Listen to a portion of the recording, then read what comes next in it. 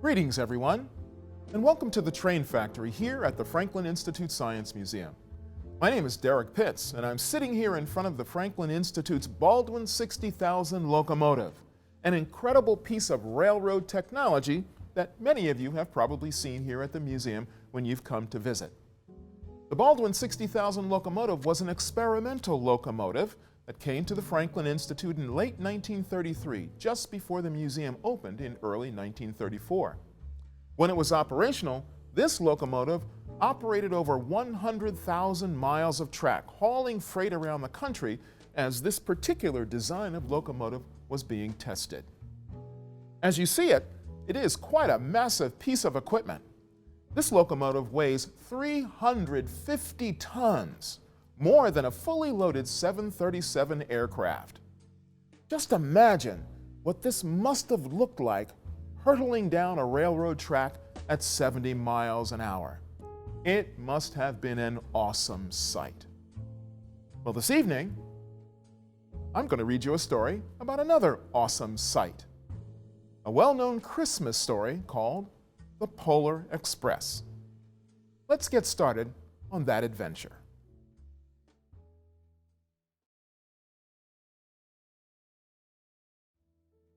On Christmas Eve, many years ago, I lay quietly in my bed.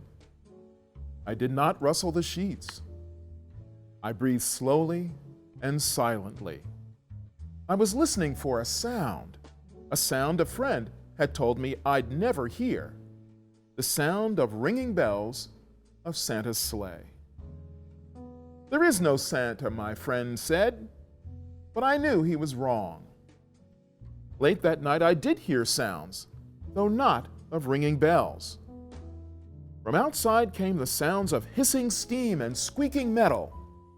I looked through my window and saw a train standing perfectly still in front of my house. It was wrapped in an apron of steam. Snowflakes fell lightly around it. A conductor stood at the open door of one of the cars. He took a large pocket watch from his vest, then looked up at my window. I put on my slippers and robe. I tiptoed downstairs and out the door. "All aboard!" the conductor cried out. I ran up to him. "Well," he said, "are you coming?" "Where?" I asked. "Why, to the North Pole, of course," was his answer. "This is the Polar Express." I took his outstretched hand, and he pulled me aboard. The train was filled with other children, all in their pajamas and nightgowns. We sang Christmas carols and ate candies with nougat centers as white as snow. We drank hot cocoa as thick and rich as melted chocolate bars. Outside, the lights of towns and villages flickered in the distance as the Polar Express raced northwards. Soon, there were no more lights to be seen. We traveled through cold, dark forests where lean wolves roamed and white-tailed rabbits hid from our train as it thundered through the quiet wilderness. We climbed mountains so high it seemed as if we would scrape the moon. But the Polar Express never slowed down.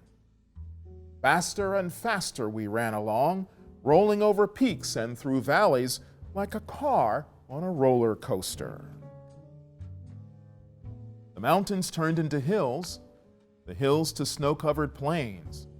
We crossed a barren desert of ice, the Great Polar Ice Cap. Lights appeared in the distance. They looked like the lights of a strange ocean liner sailing on a frozen sea. "There," said the conductor, "is the North Pole." The North Pole. It was a huge city standing alone at the top of the world, filled with factories where every Christmas toy was made. At first, we saw no elves. "They're gathering at the center of the city," the conductor told us. "That is where Santa will give the first gift of Christmas." "Who receives the first gift?" we all asked. The conductor answered, "He will choose one of you." "Look," shouted one of the children, "the elves." Outside, we saw hundreds of elves. As our train drew closer to the center of the North Pole, we slowed to a crawl, so crowded were the streets with Santa's helpers. When the Polar Express could go no further, we stopped, and the conductor led us outside. We pressed through the crowd to the edge of a large open circle. In front of us stood Santa's sleigh. The reindeer were excited. They pranced and paced, ringing the silver sleigh bells that hung from their harnesses. It was a magical sound, like nothing I'd ever heard. Across the circle, the elves moved apart, and Santa Claus appeared. The elves cheered wildly. He marched over to us and, pointing to me, said, "Let's have this fellow here." He jumped into his sleigh.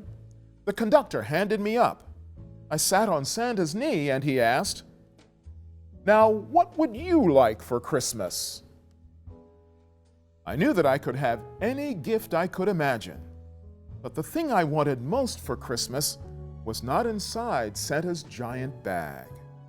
What I wanted, more than anything, was one silver bell from Santa's sleigh. When I asked, Santa smiled. Then he gave me a hug and told an elf to cut a bell from a reindeer's harness. The elf tossed it up to Santa. He stood holding the bell high above him and called out, "The first gift of Christmas!" A clock struck midnight as the elves roared their approval. Santa handed the bell to me, and I put it in my bathrobe pocket. The conductor helped me down from the sleigh. Santa shouted out the reindeers' names and cracked his whip. His team charged forward and climbed into the air. Santa circled once above us, then disappeared into the cold, dark polar sky. As soon as we were back inside the Polar Express, the other children asked to see the bell. I reached into my pocket, but the only thing I felt was a hole. I had lost the silver bell from Santa Claus's sleigh. "Let's hurry outside and look for it," one of the children said. But the train gave a sudden lurch and started moving. We were on our way home. It broke my heart to lose the bell. When the train reached my house, I sadly left the other children. I stood at my doorway and waved goodbye. The conductor said something from the moving train, but I couldn't hear him. "What?" I yelled out. He cupped his hands around his mouth. "Merry Christmas!" he shouted. The Polar Express let out a loud blast from its whistle and sped away. On Christmas morning, my little sister Sarah and I opened our presents. When it looked as if everything had been unwrapped, Sarah found one last small box behind the tree. It had my name on it. Inside was the silver bell. There was a note. "Found this on the seat of my sleigh. Fix that hole in your pocket. Signed, Mr. C." I shook the bell. It made the most beautiful sound my sister and I had ever heard. But my mother said, "Oh, that's too bad." "Yes," said my father, "it's broken." When I'd shaken the bell, my parents had not heard a sound. At one time, most of my friends could hear the bell, but as years passed, it fell silent for all of them. Even Sarah found one Christmas that she could no longer hear its sweet sound. Though I've grown old, the bell still rings for me as it does for all those who truly believe.